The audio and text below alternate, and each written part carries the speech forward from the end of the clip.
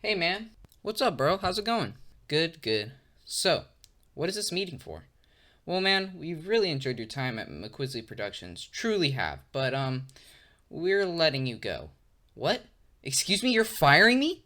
Me? The face of the company? You're not the face. We don't even have a logo yet. But I have a son and a family. You can't fire me. It's impossible for a narrator to find work nowadays. Just join a documentary on how bad 2020 was. Pretty soon, those things will be everywhere. Sorry, man, but you're off the job. We got a new guy. He looks pretty solid. So, bye. Hey guys, I look different. So, anyway, Zoom calls, am I right? Zoom calls are just COVID's way of shoving even more awkward interactions onto the internet. We've got scamming eBayers, internet predators, and awkward Xbox voice chats with your friends. Nope, we need even more. Zoom kinda came out of nowhere, like a superhero in our hour of need.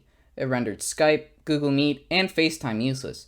But like most superheroes, it saved the day and destroyed everything in the process. Unless you're a social skills wizard, Zooms are always awkward. But if you think regular Zoom calls are bad, you haven't experienced the harsh terrain of school Zooms. There are so many problems with school Zooms that I don't even know where to begin. It's just one big cluster truck of pain and misery. So if you aren't in school right now, count your blessings. Granted, you are probably already doing that.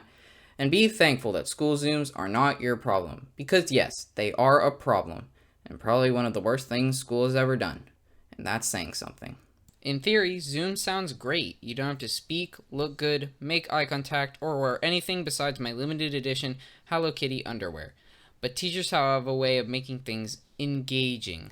Having everybody type in chat, calling on random people, it's like a roulette of who gets to be put on the spot next. Now, the worst thing teachers can enforce is mandatory cameras. Cameras on people, it helps me teach and makes my job easier. We've all heard that one, right? Well, teacher, riddle me this. Why would we, the students, want to make your life easier? You don't make our lives easier, you just make it even more stressful. That's pretty self-centered, teach. And when the camera is off, you don't have to pay attention. I can be on my phone, go back to sleep, or play video games, which is probably why teachers like to have them on. Also, how many of you have gotten epilepsy from the teacher constantly switching screens? But the most feared object in human history is breakout rooms, the disgusting, mutated lump of online school. Nobody is ever interested in them, and they always take way too long. Here's a quick summary of how those go.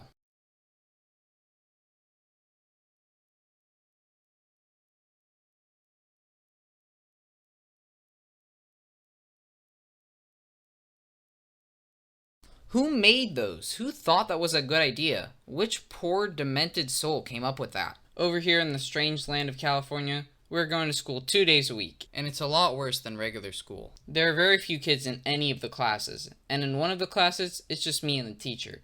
If there's one person you don't want to be alone with for an hour, it's a teacher. Even a cannibal would be better, because at least you help somebody get a good meal. He would make comments about how he can't wait to be back in school, and he would drag me into it. Like, dude, have your own opinions, but don't put me on the spot to agree with you. Most of those conversations went, man, I hope we get back to school soon. Yes, sir, teacher man. I love school and improving my mind. It's way better than chilling at home and wearing the same clothes for days and having no worries. You know, trying to be polite. But we both knew I was lying. Fun fact about my high school, when a period starts, they play music over the loudspeakers as a way to grab your attention so you run to class and not be late. But the music choices, well, they're what you would expect from a school. That's how you know. That's how you know. It's goddamn torture. Every second of sitting there, controlling the urge not to commit ritual suicide is just pain with whipped pain. And a cherry of excruciation on top. Zoom class has many different species of people in it. It's a very balanced ecosystem, so let me give you my 2 cents about each one. Coincidentally, how much money is in my bank account after buying 132 years worth of cup of noodles? Let's begin with the kid who always has too much background noise. He unmutes to answer a question and you're hit by.